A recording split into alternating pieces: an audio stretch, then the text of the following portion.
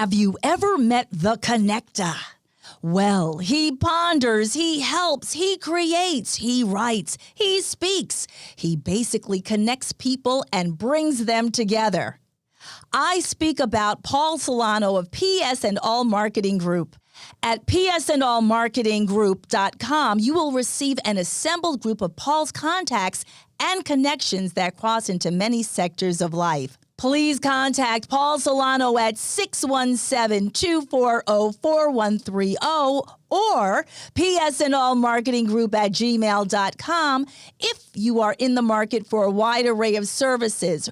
Again, please contact the connector, Paul Solano, at 617-240-4130 or psandallmarketinggroup@gmail.com with any questions. And now, here's Paul Solano, the host of Paul Ponders.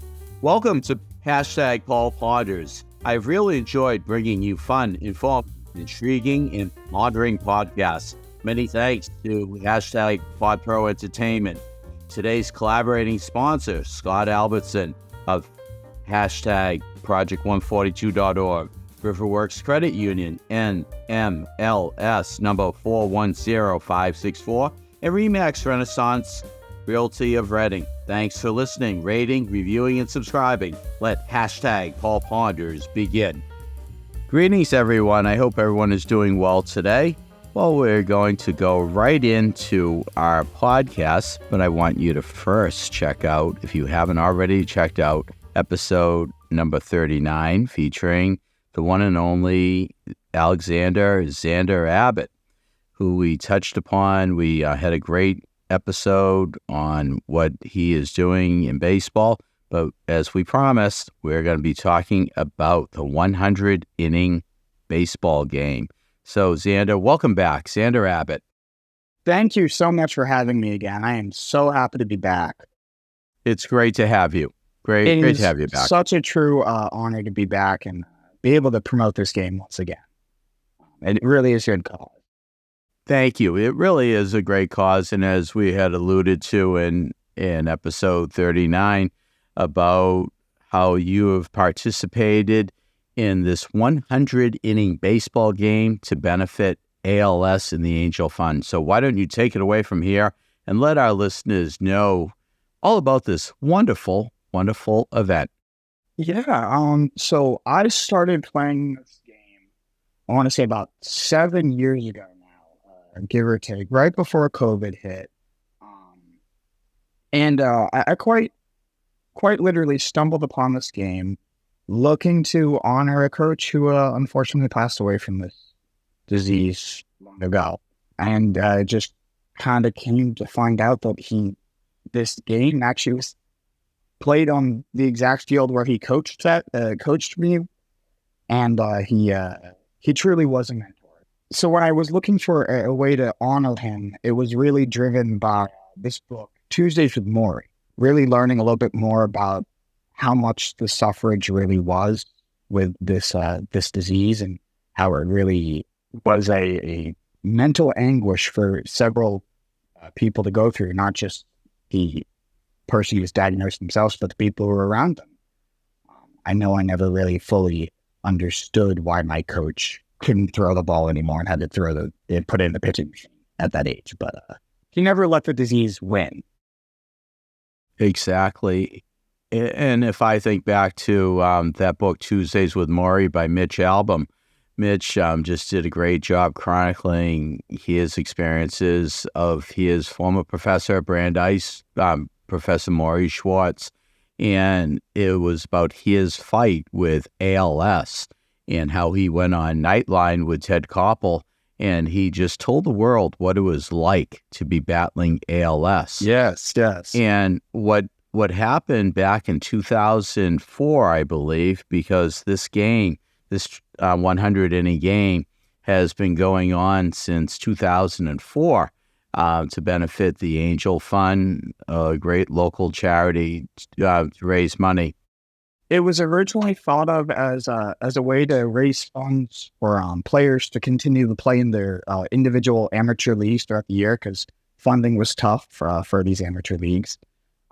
And then it slowly progressed into a charity game with that idea of being 100 innings. And Curt Schilling was coming to town via the trade, and it kind of just two and two together, so to speak, where Curt Schilling had represented the Angel Fund for several years at this point, and he truly just fell into place where right place, right time.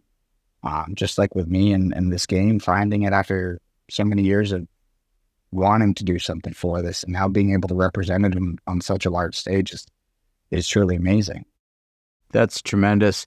Now, we were hoping to have one of the co-founders of this 100-inning game on with us tonight, Mr. Brett Rudy, but he's involved with so many things, and he's commissioner of a local baseball league or two, and he has a game at the time where we're recording this podcast, but he will be a future guest in a month or two regarding so many other great topics. But why don't you tell us what Brett Rudy has done for this wonderful event? Well, to start off, it's very simple. Several of these guys I only see 2 to 3 times a year. Brett Rudy is one of these gentlemen. And this game really is a sense of brotherhood. A solid 20 years above me in age, and he'll come over and tap me on the leg guard when I'm catching, and we'll have a little bit of a witty banter, and then we'll go play the game, where it just reminds us how blessed we are, especially in these circumstances, and what we are fighting about, and what our fight is for. So Brett Rudy, he truly has been the driving force year in, year out, with the field, the equipment, the balls, the quick dry, the improvements to knowing what we need, whether it's a couple extra tents, or, hey, you don't want to park there, park a little bit further, or simply just directing and kind of pushing things along. He really is the leading force to make this game possible. Whether it is speaking in the mic to get things rolling where he wasn't really thinking he was going to, or speaking about how every year when Walter and Ratt come up and speak, it's always such a wonderful thing to see. And it truly is.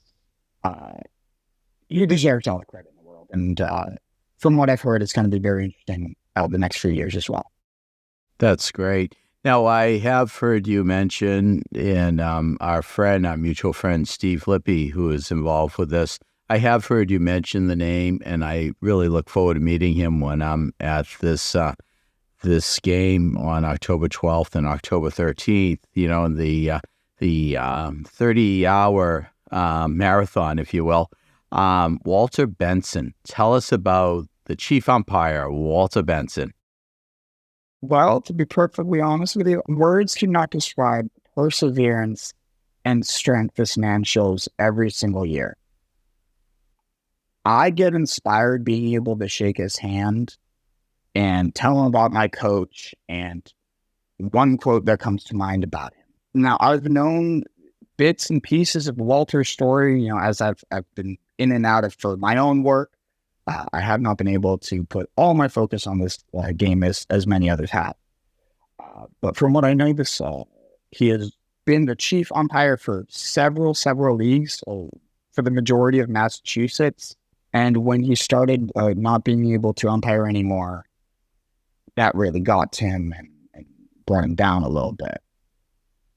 It is his progression where he was umpiring, I think it was about 30 innings at the first game. I forget how many innings he did. But now every midnight, I think it's his nephew who's usually pitching at the time, and then his nephew who's catching, or his daughter last year caught for the one at bat that he does. You usually have about 2 umpires helping him stand, and then the one main goal is to just let that be what it is. It truly shows if he's out there every single year, that is what we are fighting for. It really is just a somber moment. Everyone's on their phones taking pictures. Everyone is just in awe of This man has been fighting this disease for longer than I've been alive. And he is out in the cold on a rainy October in Quincy, Massachusetts at 2 a.m, chirping a guy on the microphone, ball four, just because he can. And he's making the most of his life as he can.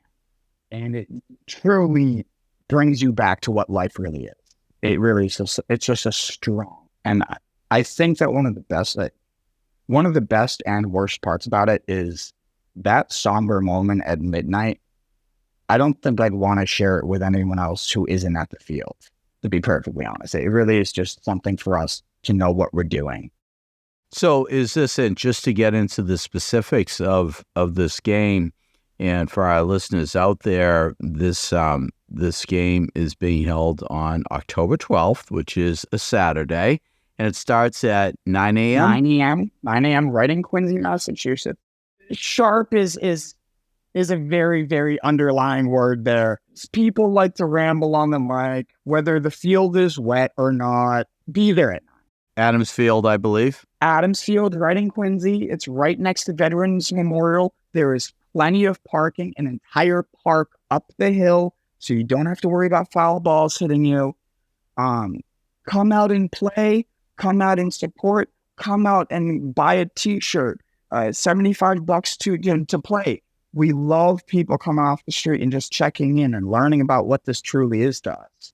I have invited parts of my Kansas City college team out to play. We have guys from Austin, Texas, from me and Steve Lippe coming out to play. I know a quick shout out to my senior Babe Ruth team. I might be having a few guys. Gonzo, I really hope you make it. And he was probably one of the best center fielders I've ever seen play, just gliding to the ball. I've played baseball on that field with him before, and I'd love to see that happen again for such an amazing cause. That is awesome. So is there a registration? There must be a registration fee if you want to play? There's a registration fee, and that's $75. We have online registration, but you can come. I believe you can still come in person as well. If you come at 9 in the morning, you can play until 1 in the afternoon and then come back at 9 p.m. and play some more if you'd like. We don't mind you coming and leaving. What we call the real true warriors are the guys who stay in the batting order all 100. You don't have to be in the field all 100, but every single time they come to bat, yeah. Wow, so those are true Iron Men and Iron Women. Yes, we have one Iron Woman every single year, and she is amazing. She really shows the strength of what this really is for. Do you recall last year's final score? Last year, unfortunately, I did have to leave early due to a family emergency. But what I had last heard, it was 95 to 90 something. You will have games that are low 50s, low 30s. You'll have games that are 90s above. We've only had one ring now, which is kind of impressive in my opinion for the amount of times we've done this. And in October, the final score is not something that is even remotely paid attention to until like the last 5 to 10 innings. Well, those last 5 innings are going to be the hardest 5 innings of your life, and there's going to be about 10 missed plays each inning. So those runs really do add up then.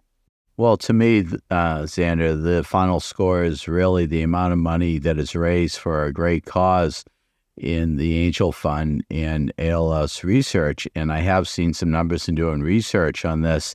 I saw something like $903,000 has been raised through 20 years of this game. And that is absolutely remarkable. Now, listen, a lot of people don't understand. This is about 50 guys total for the entire 1 year that we do it. And now most of these guys have fizzled in or fizzled out, whatever year they start. And I mean, it really is truly amazing. Where when I started, it was $50 to play. And being able to say that there are literally people who are just putting up on their Facebook, I'm playing this all-star game or this 100-inning game, donate to the cause, and I've seen guys bring in $2,000 to $3,000 in a day.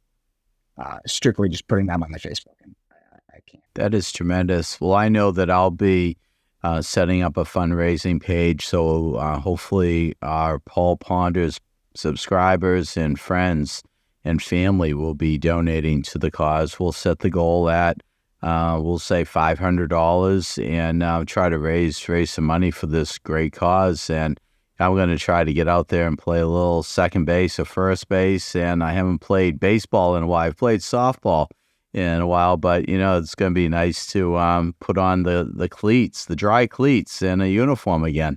Please, everyone, take his advice. Come out. It is such a great event. Come say hi. Come bring us a little bit of water if you're feeling, it's a little hot out. Snag a few fly balls. Meet Walter. Hear more about this story. We'll tell you about the documentary. We'll tell you anything. We truly just love sharing this project that we love. That is great. Now, I remember us talking about in episode 39 about the documentary that Alexander Koppelman had put together with Steve Lippe and yourself. So if you want to tell us about that again, it would be great. Yeah, so that documentary really was Steve Lippe's baby from day one, where I think he had realized that this 100-inning game was really special, and it turns out it really is. I just last year found out that there was a league in Kansas City doing this now, and as a guy who lived out in Kansas City for a few years, I'm very happy to say that I know a bunch of these guys playing. I'm very happy that they took this idea and ran with it in their own way. They really are, especially the guys out there. But back to the documentary, Steve Lippe just saw that this is something that we can really push and tell everyone about, because you look at the ice bucket challenge with Pete Frates and how much attention that got, and I believe it was 2012, don't quote me on that. We've been doing that since 2004. This cause is such an amazing cause. Why not make it available on all media platforms where we can tell our story, we can bring people in, we can show that this is something that does not have to be as tragic as it is for as long as it has been. And so when Steve came up with this idea, me and the guys have this phrase, Steve's business ideas. He stuck with it, and he is persistent. He really is. Luckily, he ran into Alex Koppelman on one of his baseball teams. They joined forces, and it kind of just took off from there. The editing, the first draft that I saw was amazing. And the editing that was done, I really think that it truly grasped that this game is what it is. It's grueling, it's long, it has funny moments, there's heartfelt moments, there's storylines. We have people who've been engaged at this game. We have broken windshields for the first people who don't know where to park. It has layers. It really is just a beautiful story. Every single year there's something. Without a doubt. Now, I heard you mention earlier Walter and the coach against Ratt, and I think you're referring to Richard Kennedy, who is the president of the ALS Fund, I believe, or the Angel Fund. He's president of the Angel Fund. Is that the same gentleman? Richard Kennedy? I'm going to be honest, I've never known Ratt's full name. I'm going to be honest, I've always introduced myself. It's just one of those things. Absolutely. Well, I've had the pleasure of meeting Rich, Mr. Kennedy, through youth sports. I believe he's from the Wakefield area, and just an incredibly dynamic gentleman whose heart and soul is really all about the Angel Fund and taking on the presidency and working with his board to really just raise money for this wonderful cause. And there are so many various fundraisers out there and all, but this fundraiser coming up on 21 years on October 12th and October 13th at Adams Field in Quincy is in fact just tremendous. I mean, quite literally, we had on the 20th anniversary, we had the guy who started on the first game. He came in and started our half. They only had one of the starting pitchers come back, but our starting pitcher was from that first original game. And that was really, really a cool moment. It really brought us back to, wow, we've been doing this for some time, and we've been really putting it in the ground. It's been showing. It really has been showing. I'm very interested in seeing how this game progresses over the next 5 years. I truly hope that and pray that we can continue making this game happen for years to come. I really hope that I am a large part of it. I love putting my time towards it. It really is such a good cause, and I hope that everyone who's listening just takes their time and looks into it. Absolutely. So is there a website to log into? Yes. One of them is baseballismylife.org, and it's about the 100 inning game. Fabulous. And we'll also post the link on the bottom of the podcast in the description area.